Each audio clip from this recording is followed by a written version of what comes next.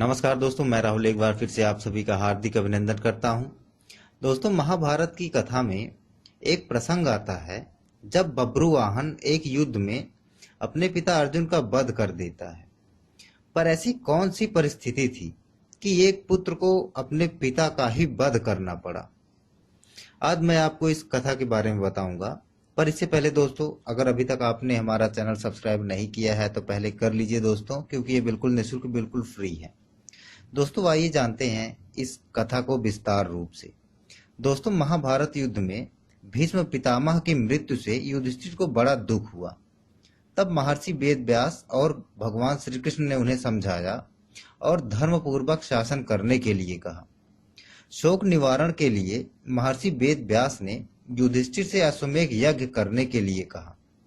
तब युधिष्ठिर ने कहा कि इस समय राजकोष खाली हो चुका है, अश्वमेध यज्ञ करने के लिए बहुत से धन की आवश्यकता होगी जो अभी उपलब्ध नहीं है।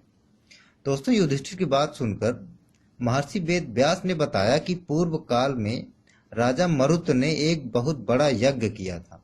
उस यज्ञ में उन्होंने ब्राह्मणों को बहुत सा सोना दिया था। बहुत अधिक मात्रा में होने के कारण ब्राह्मण वह सोना अपने साथ नहीं ले जा पाए। वह सोना आज भी हिमालय पर पड़ा है। उस धन से अश्वमेध यज्ञ किया जा सकता है। दोस्तों, युधिष्ठिर ने ऐसा ही करने का निर्णय लिया। महर्षि वेद व्यास के कहने पर पांडव हिमालय गए और वहां राजा मरुत के धन को प्राप्त कर लिया। उस धन को ढोने के लिए पांडव बहुत से हाथी, घोड़े व सेना लेकर गए थे। दोस्तों, उनकी संख्या लगभग 60,000 ऊंट, 1,20,00,000 घोड़े, 1,00,000 हाथी, रथ और छकड़े। इनके अलावा गधों और मनुष्यों की तो गिनती ही नहीं थी। दोस्तों, इस प्रकार इतना सारा धन पांडवों हस्तिनापुर ले आए।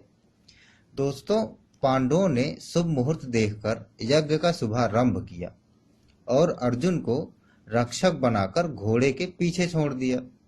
वह घोड़ा जहां भी जाता, अर्जुन उसके पीछे जाते। अनेक राजाओं ने पांडवों की अधीनता स्वीकार कर ली। वहीं कुछ ने मैत्रीपूर्ण संबंधों के आधार पर पांडवों को कर देने की बात मान ली। किरात, म्लेच्छ व यवन आदि देश के राजाओं ने यज्ञ के घोड़ों को रोक लिया। तब अर्जुन ने उनसे युद्ध कर उन्हें पराजित किया। इस तरह विभिन्न देश के राजाओं के साथ अर्जुन को कई बार युद्ध करना पड़ा। दोस्तों, एक बार यज्ञ का घोड़ा घूमते घूमते मणिपुर पहुंच गया। यहाँ की राजकुमारी चित्रांगदा से अर्जुन को बब्रुवाहन नाम का पुत्र था। बब्रुवाहन ही उस समय मणिपुर का राजा था।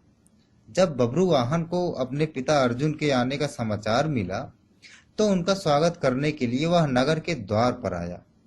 अपने पुत्र बब्रुवाहन को देखकर अर्जुन ने कहा कि मैं इस समय यज्ञ के घोड़े की रक्षा करता हुआ तुम्हारे राज्य में आया हूं, इसलिए तुम मुझसे युद्ध करो या फिर कर देकर सम्मान पूर्वक यहां से विदा करो।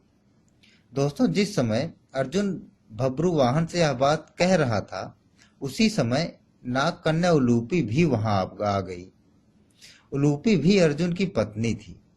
उलूपी ने भी बब्रुवाहन को अर्जुन के साथ युद्ध करने के लिए उकसाया। उसने अपने पिता अर्जुन व सौतेली माता उलूपी के कहने पर बब्रुवाहन युद्ध के लिए तैयार हो गया। अर्जुन और बब्रुवाहन में भयंकर युद्ध होने लगा। दोस्तों, अपने पुत्र का पराक्रम देखकर अर्जुन बहुत प्रसन्न हुए। दोस्तों, बब्रुवाहन उस समय युवक ही था। अपने बाल स्वभाव के कारण बिना परिणाम पर विचार कर उसने एक तीखा बाण अर्जुन पर छोड़ दिया। उस बाण की चोट से अर्जुन बेहोश होकर धरती पर गिर पड़े। दोस्तों, बब्रुवाहन भी उस समय तक घायल हो चुका था। वह भी बेहोश अवस्था में जमीन पर गिर पड़ा। तभी वहां बब्रुवाहन की माता चित्रांगदा आ गई। पुत्र को घायल अवस्था में धरती पर पड़ा हुआ देखकर उसे बहुत दुख हुआ। दोस्तों, चित्रांगदा ने देखा कि उस समय अर्जुन के शरीर में जीवन होने के कोई लक्षण नहीं दिख रहे थे। अपने पति को मृत अवस्था में देखकर वह फूट फूट कर रोने लगी। दोस्तों, उसी समय बब्रुवाहन को होश आ गया। जब उसने देखा कि उसने अपने पिता की हत्या कर दी है तो वह भी शोक करने लगा। अर्जुन की मृत्यु से दुखी होकर चित्रांगदा और भब्रुवाहन दोनों ही आमरण उपवास पर बैठ गए। दोस्तों जब नाग कन्या उलूपी ने देखा कि चित्रांगदा और भब्रुवाहन आमरण उपवास पर बैठ गए हैं, तो उसने संजीवनी मणि का स्मरण किया। उस मणि के हाथ में आते ही उलूपी ने भब्रुवाहन से कहा कि यह मणि अपने पिता अर्जुन की छाती पर रख दो। दोस्तों भब्रुवाहन ने ऐसा ही किया। वह मणि पिता की छाती पर रखते हुए अर्जुन पुनः जीवित हो उठे। अर्जुन द्वारा पूछने पर उलूपी ने बताया कि यह मेरी ही मोहिनी माया थी।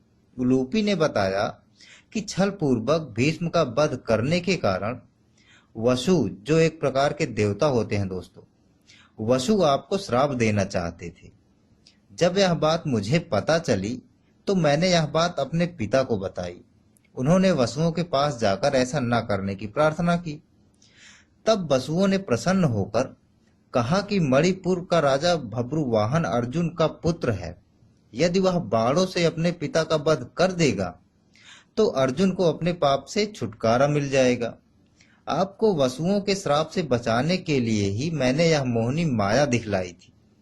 इस प्रकार पूरी बात जानकर अर्जुन भब्रुवाहन और चित्रांगदा भी प्रसन्न हो गए। अर्जुन ने भब्रुवाहन को अश्वमेघ यज्ञ में आने का निमंत्रण दिया और पुनः अपनी यात्रा पर निकल दिए। दोस्तों इस प्रकार अर्जुन अन्य देशों के राजाओं को पराजित करते हुए पुनः हस्तिनापुर आए। अर्जुन की आने की खबर सुनकर युधिष्ठिर आदि पांडवों व श्री कृष्ण बहुत प्रसन्न हुए। तय समय पर उचित स्थान देखकर यज्ञ के लिए भूमि का चयन किया गया। शुभ मुहूर्त में यज्ञ प्रारंभ किया गया। यज्ञ को देखने के लिए दूर दूर से राजा महाराजा आए। पांडवों ने सभी का उचित आदर सत्कार किया। भब्रुवाहन, चित्रांगदा और उलूपी भी यज्ञ में शामिल होने आए थे। दोस्तों यज्ञ संपूर्ण होने पर युधिष्ठिर ने पूरी धरती ब्राह्मणों को ही दान में कर दी। तब महर्षि वेद व्यास ने कहा कि ब्राह्मणों की ओर से यह धरती मैं पुनः तुम्हें वापस करता हूं। इसके बदले तुम सभी ब्राह्मणों को स्वर्ण दे दो। दोस्तों युधिष्ठिर ने ऐसा ही किया। युधिष्ठिर ने सभी ब्राह्मणों को 3 गुना सोना दे दिया। इतना दाम पाकर ब्राह्मण भी तृप्त हो गए। ब्राह्मणों ने पांडवों को आशीर्वाद दिया और इस तरह यज्ञ, अश्वमेघ यज्ञ सकुशल संपन्न हुआ। दोस्तों अगर आपको ये रोचक तथ्य, ये पौराणिक कथा अच्छी लगी है तो इसे लाइक और शेयर करें और साथ ही साथ हमारा चैनल सब्सक्राइब करना ना भूलें। इसी के साथ मैं राहुल आपसे विदा लेता हूँ। नमस्कार, शुभ रात्रि।